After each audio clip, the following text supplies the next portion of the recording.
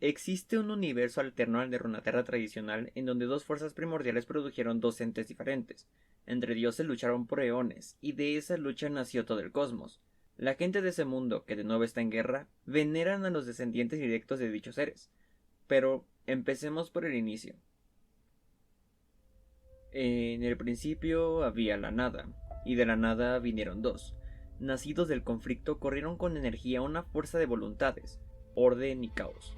Su oposición movió la realidad al ser. De esos dos vino todo. Siempre necesario, pero nunca sin costo. Una espada de doble filo. En ese momento los dos tomaron forma.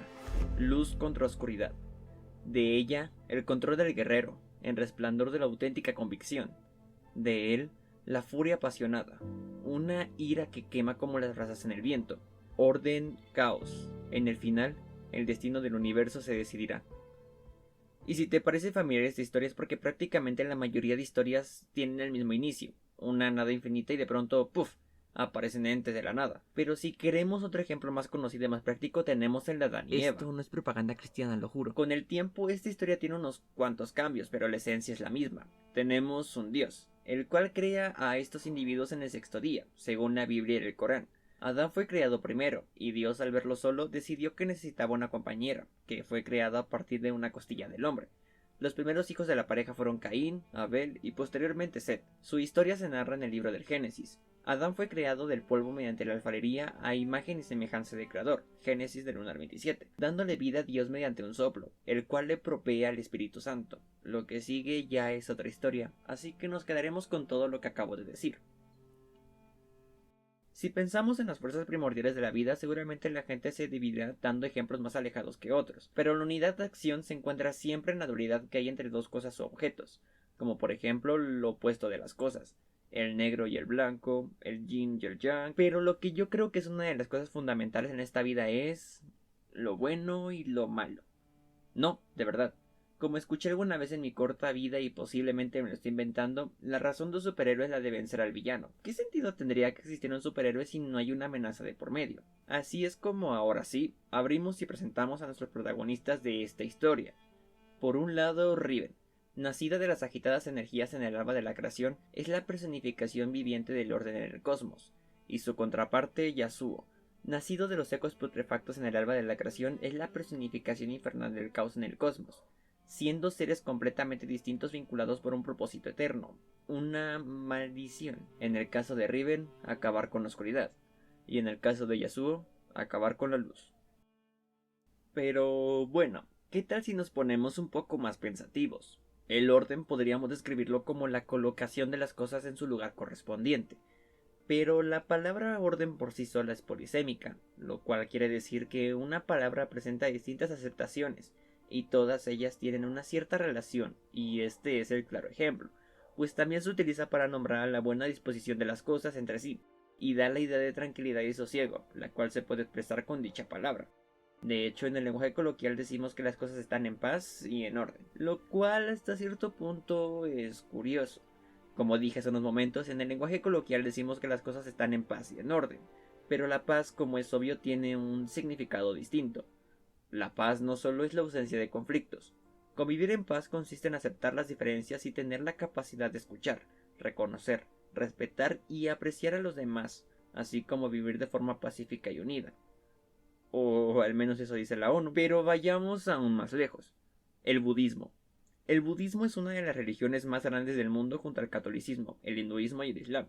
Los budistas siguen las enseñanzas de el Buda, originalmente conocido como Siddhartha Gautama, quien enseña el camino hacia la liberación del sufrimiento y el ciclo de nacimiento y muerte. Y esto último es importante, porque una de las cosas que hace especial a la vida es el hecho de la muerte, pero eso ya es cosa de otro campeón.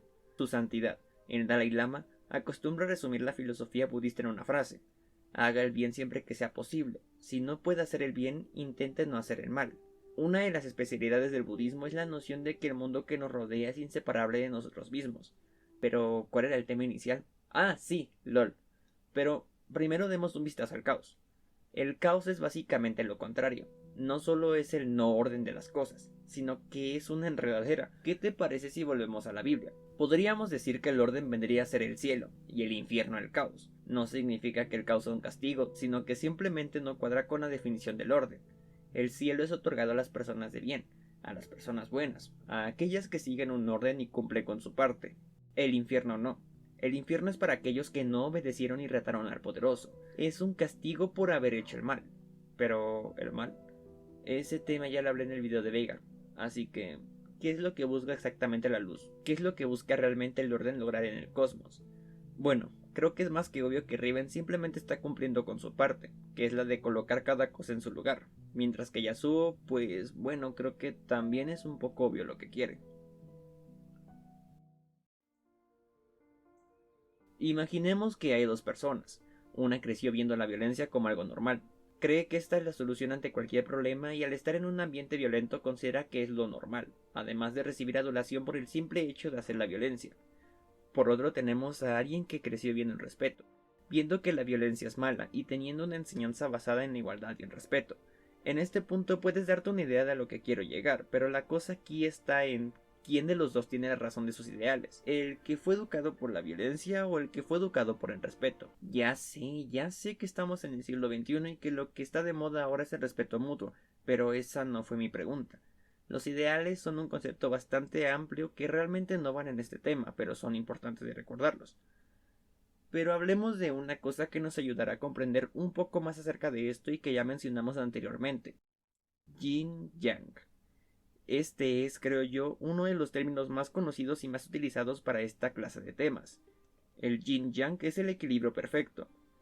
La teoría del Yin Yang sostiene que todo el universo contiene dos fuerzas opuestas, el Yin y el Yang. Los antiguos chinos utilizaron este principio para explicar las leyes del cambio del movimiento de las cosas en el universo. El Yin representa la quietud y el frío, el Yang la inquietud y el calor. Los dos lados del símbolo representan dos energías opuestas que se unen para crear el equilibrio perfecto entre sí, blanco y negro, día y noche, masculino y femenino, lento y rápido. La mezcla de los dos hace posible la vida y nos permite darnos cuenta de lo que necesitamos para sentirnos en equilibrio. Y para que entendamos mejor todo este concepto, volvamos a LOL. Riven vendría a ser el Yin. Esta es la energía que está concentrada con el agua, la luna, la noche y lo femenino, lo relajado, lo interior, la intuición, la creatividad. Por otro lado sería el Yang. Este está conectado con el sol, el calor, el fuego, el movimiento, el masculino, y el cual sería la energía rápida, activa, caliente, luminosa. Pero en esta historia no buscan el equilibrio, no buscan vivir en paz. Cada parte tiene su sentido de vida y esa es la de acabar con el otro. Volvamos a LOL. La lucha que iniciaron Riven y Yasuo dieron como resultado varios hijos, en el sentido metafórico y místico de la palabra. Por ejemplo, en el caso del amanecer tenemos a Nidalee, Karma, Vex, Yone, y en el del anochecer tendríamos a Lee Sin, Vladimir, Aphelios, Lilia. Pero antes de que me reclamen por no mencionar a Soraka, tenemos que hablar del final que tuvo esta historia. Esta historia termina de dos formas, aunque suene algo tonto, así las cosas. El final que básicamente fue escogido por la comunidad es la oscuridad por encima de la luz. Yasuo logra derrotar a Riven atravesándola con su espada. Riven le dice que ha ganado, pero Yasuo no comprende lo que es ganar. ¿Qué es ganar? No es más que un final, o un nuevo comienzo. Riven se envuelve en un halo de luz para finalmente desintegrarse. Yasuo se aleja y deja atrás a su espada, tras darse cuenta que la sangre de Riven ha pervertido su oscuridad transformándose en orden. El otro final, que es el alternativo, Riven logra derrotar a Yasuo, logra acabar con el caos, pero este se burla de ella al notar que ha sido corrompida por su batalla, y se nos muestra una hermosa imagen a contraluz de ella dándonos a entender que se ha convertido en un ángel caído, que ya no tiene redención. ¿Qué es ganar? No es más que un final, o un nuevo comienzo. Bueno, ahora sí podemos hablar de Soraka. Soraka se autodenomina hija de los dioses, y no, eso no significa que Yasuo y Riven hicieron el coitos. Así como en la religión cristiana se tiene que todos somos hijos de Dios y que tú eres yo y yo soy tú, podríamos aplicar lo mismo en esta situación. Soraka vendría a ser el resultado de la pelea final. En el caso de Soraka portadora del anochecer sería hija de los dioses nacidos, cuando el caos mató al orden. Soraka contiene dentro de ella los poderes de Riven y Yasuo. Para poner fin al conflicto de los dioses, ella ha abrazado la oscuridad para calmar la luz cegadora, recurriendo a los poderes de la noche para crear el caos y el cambio en un mundo demasiado estático. Y en el caso de Soraka portadora del amanecer sería hija de los dioses nacidos, cuando el orden mató al caos. Soraka contiene dentro de ella los poderes de Riven y Yasuo. Para poner fin al conflicto de los dioses, ella ha abrazado la luz para atravesar la oscuridad, recurriendo a los poderes del amanecer para poner orden en el mundo caótico. Así es como Soraka terminaría siendo el verdadero resultado de esta pelea.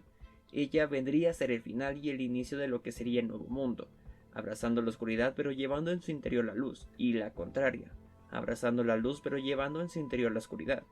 Soraka sería el resultado y prueba de que sin uno no habría otro. Sería la noción de saber que para que exista la luz antes tiene que haber oscuridad, y que para que acabe la oscuridad habrá luz. Soraka sería el más claro y puro ejemplo de la dualidad y el equilibrio, el ciclo de la vida y muerte, del yin yang y del orden y el caos. En el principio había la nada, y de la nada vinieron dos. Nacidos del conflicto, corrieron con energía una fuerza de voluntades, orden y caos. Su oposición movió la realidad al ser. De esos dos vino todo. Siempre necesario, pero nunca sin costo. Una espada de doble filo. En ese momento los dos tomaron forma. Luz contra oscuridad. De ella, el control del guerrero, el resplandor de la auténtica convicción. De él, una furia apasionada, una ira que quema como las brasas en el viento. Orden, caos. En el final, el destino del universo se decidirá. Orden o caos, olvido o estasis. Seré yo quien incline la balanza.